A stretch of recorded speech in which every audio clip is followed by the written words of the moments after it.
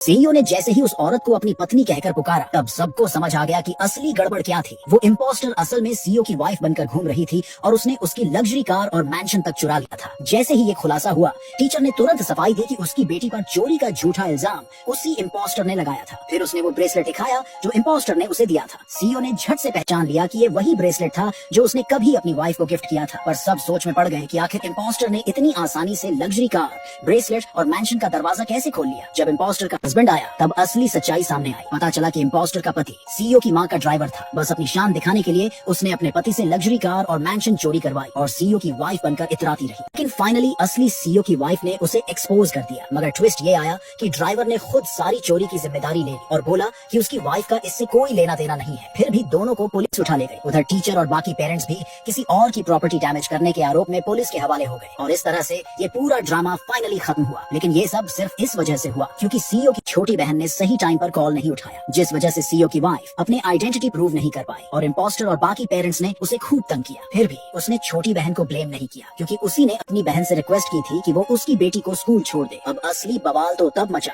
जब सीईओ की मां अचानक भड़क गई। उसने गुस्से में अपनी बहू को डांटना शुरू कर दिया कि उसने ड्राइवर को बिना पूछे जॉब से निकाल कैसे दिया। वैसे भी सास को अपनी बहू कभी पसंद नहीं थी, तो उसे मौका मिल गया उसे ताने देने का। सास का कहना था कि ड्राइवर उनके घर में 10 साल से काम कर रहा था और वो उसे अपने बेटे जैसा मानती थी, यहाँ तक कि उसे गोद लेने तक का सोचा था। सीईओ की वाइफ कुछ बोल पाती, इससे पहले ही सास ने उसे जोरदार थप्पड़ जड़ दिया। सीईओ ये सब देख के टेंशन में आ गया, लेकिन उसकी वाइफ ने साफ कहा कि ड्राइवर चोरी करता पकड़ा गया है तो अब वो इस घर में नहीं रह सकता। और वैसे भी ड्राइवर और इम्पोस्टर का बेटा स्कूल में उसकी बेटी को तंग करते थे। लेकिन सीईओ की मां को इस सब पर भरोसा नहीं था, उल्टा उसे तो ये सब पेटी बातें लग रही थी। उसने अपनी बहू को ताने मारे कि वो बस जल रही है क्योंकि इम्पोस्टर ज्यादा सुंदर और संस्कारी लगती है और उसने पहली बार में बेटा पैदा किया, जबकि उसकी बहू ने सिर्फ बेटी को जन्म दिया। सीईओ की वाइफ ने जब ये सुना तो गुस्से में बोली कि उसे अपनी बेटी से बहुत प्यार है और उसे किसी इम्पोस्टर से जलने की जरूरत नहीं और वो दूसरी बार मां बनने के मूड में भी नहीं है। ये सुनते ही सीईओ की मां और भड़क गई। उसे डर था कि कहीं $100 अरब की फैमिली एम्पायर बिना वारिस न रह जाए। लेकिन सीईओ की वाइफ ने तगड़ा जवाब दिया, मेरी बेटी भी इस एम्पायर की वारिस बन सकती है। मगर सास का दिमाग